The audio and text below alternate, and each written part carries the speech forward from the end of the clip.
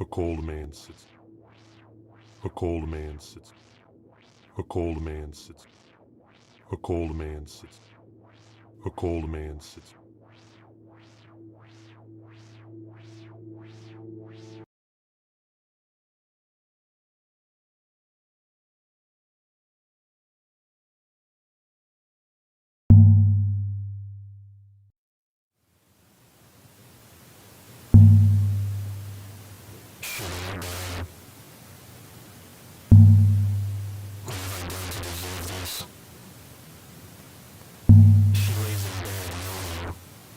She's always hungry, never thirsty.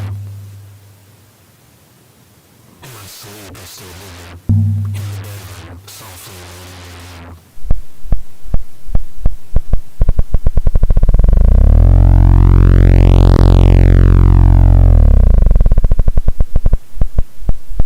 I tried killing her when she didn't yell at me to stop.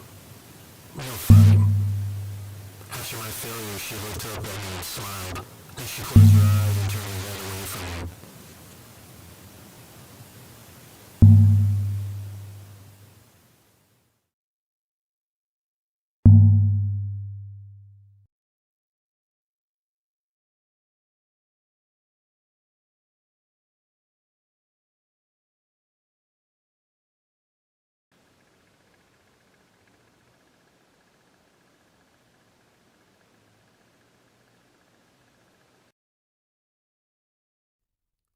Chugole.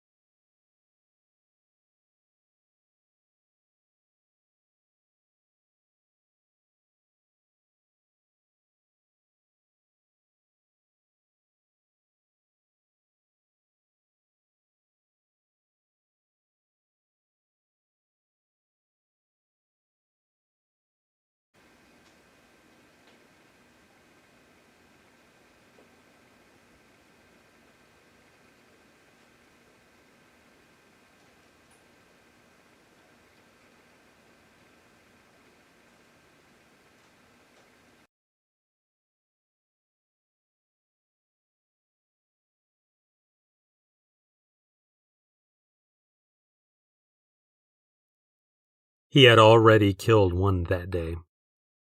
There would be more. The ants kept coming. He and his girlfriend had sprayed and laid traps. For a few days, there were no signs of the tiny pests, alive or dead. But then his girlfriend noticed a few by the bedroom window. Then he noticed one crawling on the living room windowsill. Then he smeared 2 on his leg one night. He had already killed one that day when he realized there would be no winning this war. He was off from work that day. His girlfriend had to work, but would be back at noon for lunch. He flipped through 100 channels for an hour, ate breakfast, washed his dishes, and looked out the living room window at the empty parking lot below. He saw no movement from outside the neighboring buildings. However, a quiver of movement caught his attention. The windowsill. Inside, 2 tiny specks of brown, twiddling, scurrying in roundabout arcs.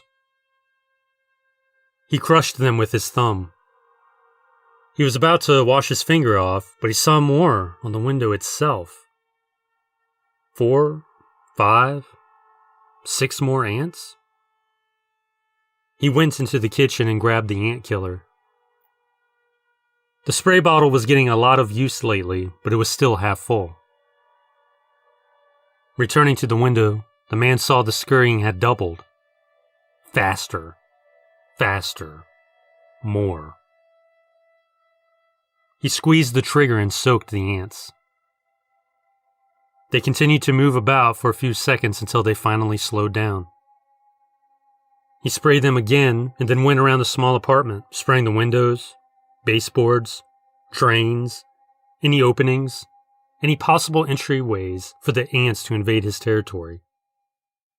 Finally, he wiped the dead ants up with a wet paper towel.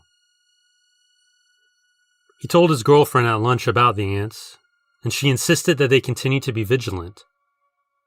They ate. She left. He decided to spend the afternoon watching a movie. No sooner had he started the movie that his arm started to itch. He looked and saw no bite, no mark. He scratched anyway. The itching persisted. He got up from the couch and checked the couch for any ants. He saw none. A prickle on the back of his neck. He reached back and so happened to see the window twitch. He squeezed his eyes closed briefly and saw more ants on the glass. He left the ant killer next to the window. He knew he'd need it again. He snatched it up and sprayed the window. The ants were on the outside. He looked down the building and saw ants in a thin trail up and down the wall. He wondered if his downstairs neighbors were having the same problems. He set the bottle down and went back to the couch. His neck still itched. Now his crotch. He stopped the movie and took a shower. The movie was over and he was asleep. The window was clear.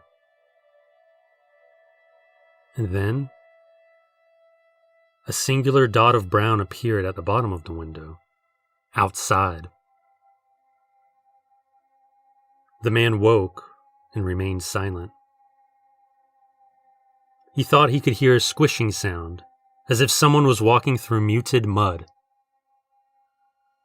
He couldn't pinpoint where the sound was coming from, or if he was still dozing.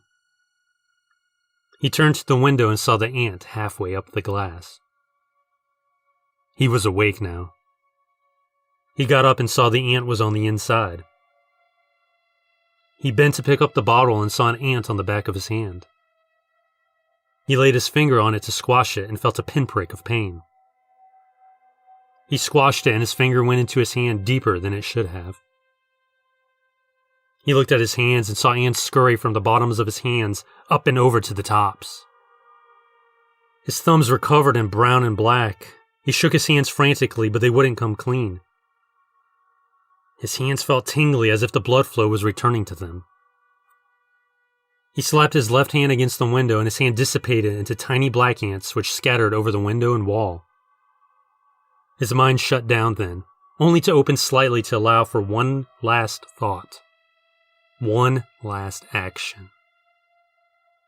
He grabbed the ant killer with his dark static hands and managed to twist open the bottle.